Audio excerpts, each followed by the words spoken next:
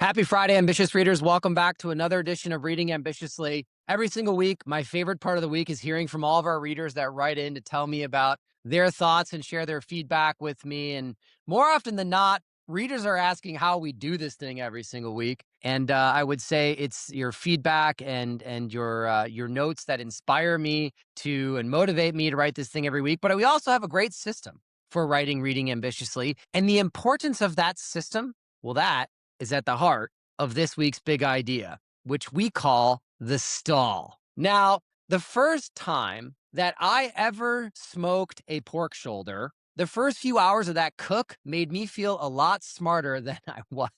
I went to the store, I got the right cut of meat, I got the cooker steady at 225 degrees, I inserted the fancy digital probes into the meat and watched the internal temperature rise on a schedule. And for a while, it felt wonderfully mechanical. The heat goes in, the numbers go up, dinner gets closer. I went and I cut the lawn. And while doing so, I started to imagine the finish before I had earned the right to. Because suddenly the temperature stopped climbing. It slowed down, it literally stopped. And it sat there for what felt like an absurd amount of time. At one point, I was convinced that it actually went backwards, so much so that I checked the thermometer batteries. I even went and tapped the little gauge on the smoker, like that somehow might help. Meanwhile, guests were arriving and dinner was nowhere near where it needed to be. And that is when panic sets in. Now, Pitmasters have a name for this moment. It's called the stall. And it unnerves backyard cooks because the line that had been moving so obediently up and to the right suddenly doesn't move. And that's what makes the stall so unsettling because you did everything right. You set it up, you followed the process, the early feedback was good, but then the signal vanishes. And with it, your confidence. Now, the explanation for this thing is actually pretty simple. As moisture evaporates, it cools the meat almost as quickly as the smoker heats it. From the outside, it looks like nothing is happening, when actually underneath, a great deal still is. That idea, the stall, is not just a phenomena in barbecue. It's a recurring feature of life and progress, and it shows up almost everywhere that the work is real. Now, anyone that has trained for a race or lifted weights knows this exact feeling because early on, the progress is generous. The numbers go up. The effort is very neatly rewarded. And then at some point, the curve flattens. The same lifts or the same runs, you just feel heavier, sometimes more stubborn. And if you're impatient, like I am, you do what nervous pitmasters do. You crank the heat, you force it, you add weight, you add distance, you let your form erode, and you turn a plateau into an injury. This pattern, it shows up in sports, it shows up in learning, it shows up in writing, it shows up in work. At the beginning of anything worthwhile, improvement is visible enough to keep your confidence high. But then the gains, they become harder to see. The work is continuing, but the proof arrives less often and less neatly. And more often than not, the plateaus, they're really not that dangerous in themselves. What is dangerous, though, is how we interpret them. We mistake a pause in feedback for a failure in process, and we assume something is broken because something is no longer obvious. Because we assume something is broken, we start to make emotional decisions. In barbecue, that means cranking the heat. In lifting or running, it means chasing load or distance rather than your technique. And in the workplace, it means abandoning a sound process because the results are arriving more slowly than your patience would prefer. The stall is rarely just about progress. It's about psychology because we depend on visible signs that our effort is paying off. And when those signs disappear, even temporarily, our judgment gets clouded. The stall asks for continued effort without immediate reassurance. And this is one reason that I have become increasingly drawn to the idea of systems over goals. Now, they're both important. Goals matter. They shape and define your ambition. They tell you what you're aiming for. But the goals are often least useful in the middle because the middle is where most of life is lived. And the middle is where scale stalls. The draft that you're writing, it gets worse before it gets better. The business has a quarter that feels flatter than the last three. The visible progress that made the process feel rewarding just goes quiet. Now, a goal is an outcome you're working backwards from. A system is a repeatable way of operating. It's your behaviors. It's the daily rhythm that makes sense of the day when the scoreboard is silent. The goals tell you where you want to go. The systems tell you what you should do right now, today, this week, to get there, especially when your mood is shifting against you. The goals can make you stare at the gap, whereas systems can return your attention to the process.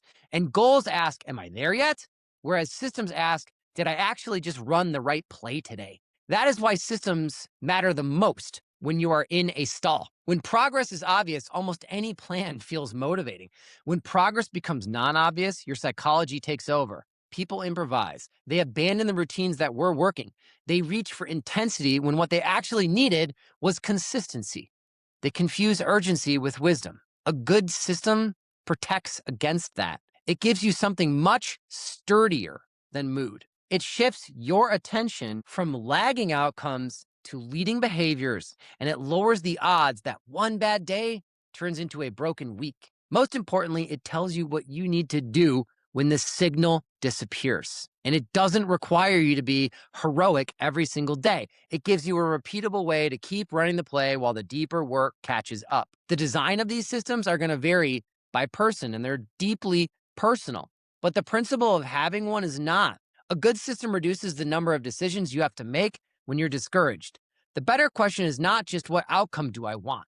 It's what process can I trust when the outcome is not yet visible? The operating system that keeps you steady when your instincts start telling you to overcorrect or to, metaphorically, crank the heat. And this is where I'm really excited in 2026 about where AI is going. And you've heard me call it the year of personal operating systems because I think this is one of the most genuinely useful use cases. A lot of people are still approaching AI as a better version of Google or a copy editor for their emails, but I think it's a much more practical way to use AI to help you build a better system for yourself. It can help you define the inputs, track them, notice patterns. It has perfect memory, and it can review what is working without having to reconstruct the story. It can serve as an accountability partner, a thought partner, a low friction layer to kind of keep driving personal change. This does not mean outsourcing your judgment or going to Google and saying, tell me about the best routines and best systems off the internet, and then telling AI to have you do that. But what it does mean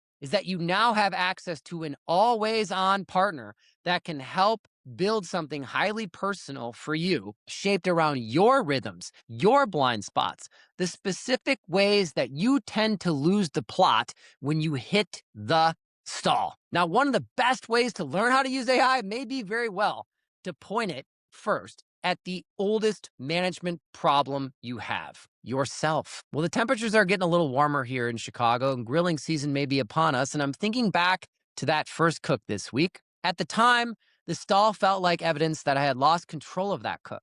In reality, it was evidence that I did not yet understand the process. The green egg, the cooker, it wasn't broken. The thermometer was not lying. The work had simply moved somewhere I could not easily see it. And I think life is a lot like that.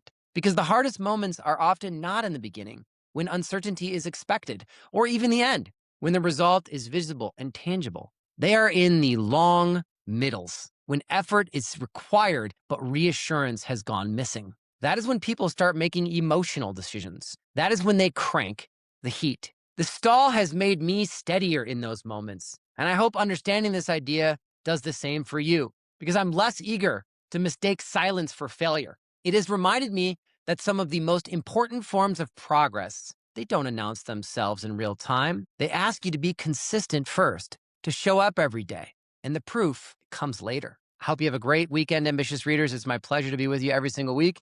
Back with you next week for Reading Ambitiously. It's already April. You stay ambitious out there. See you soon.